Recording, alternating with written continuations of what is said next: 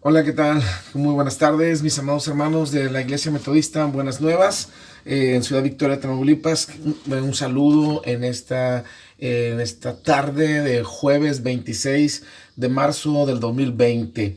Quiero solamente comentarles que la primera epístola del apóstol San Pablo a los Corintios, en el primer capítulo, en los primeros 3 versículos, dice: Pablo, llamado a ser apóstol de Jesucristo por la voluntad de Dios, y el hermano Sóstenes, a la iglesia de Dios que está en Corintio, a los santificados en Cristo Jesús, llamados a ser santos con todos los que en cualquier lugar invocan el nombre de nuestro Señor Jesucristo, Señor de ellos y nuestro.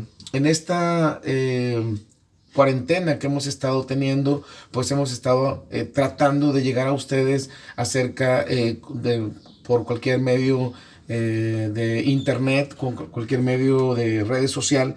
Y quiero comentarte que en estos versículos, en los primeros 10 versículos del capítulo número 1, al menos se menciona una vez el nombre de nuestro Señor Jesucristo. El apóstol Pablo menciona una vez por cada versículo, hasta el versículo número 10, el nombre de nuestro Señor Jesucristo.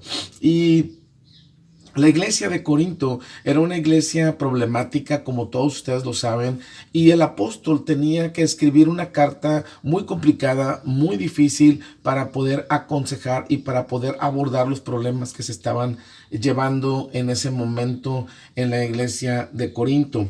Pero el pensamiento del apóstol ante una situación tan complicada, el pensamiento principal, en primer lugar, y repetidamente, era el nombre de nuestro Señor Jesucristo. Ante las situaciones complicadas que él estaba viviendo, tenía en su corazón y en su mente a nuestro Señor Jesús. Las situaciones difíciles en la iglesia y en casa.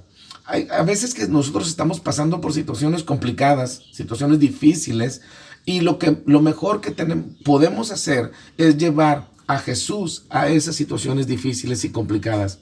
No tomar las decisiones por nuestro propio juicio, lo que nosotros pensamos, lo que nosotros creemos que es la solución, porque en nuestro carácter y en nuestros arrebatos pudiéramos tomar decisiones que no son las más correctas, obviamente.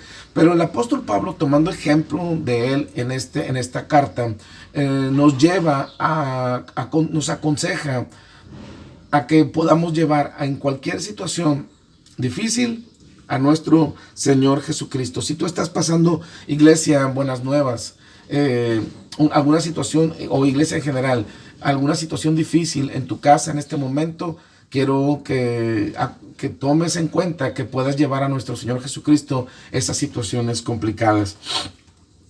El apóstol también nos habla, aparte, de dos cosas muy importantes. Punto número 1, Pablo nos habla acerca de la iglesia de Dios. Nos habla acerca de la iglesia de Dios.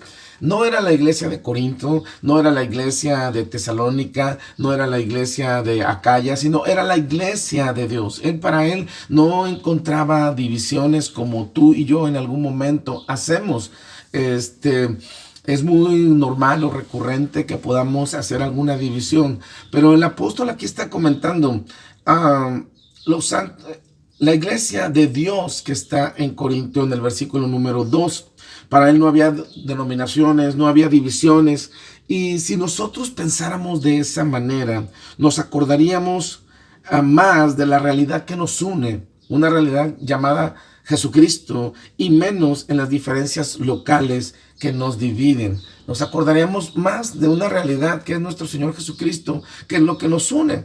Y llevándolo a tu casa, llevándolo en estos momentos a esta situación que estamos viviendo, yo sé que tú y yo tenemos diferencias en casa, tenemos diferencias porque somos diferentes, obviamente, porque pensamos diferentes y actuamos diferente, pero ante esas diferencias tenemos que entender que todos somos de Dios, que todos somos hijos de Dios, que los que están ahí en tu casa, que conocen a Cristo en su corazón, son parte del cuerpo de Cristo. Y aunque, como él lo menciona un poquito más adelante, somos diferentes miembros, pero de un solo cuerpo. Así es que, mi hermano, si estás pasando alguna diferencia ahí en tu casa, yo te invito a que todas esas diferencias podamos llevarlas a los pies de nuestro Señor Jesucristo y ser lo más apegado posible a resolver las cosas de acuerdo a lo que nuestro Señor Jesucristo quiere.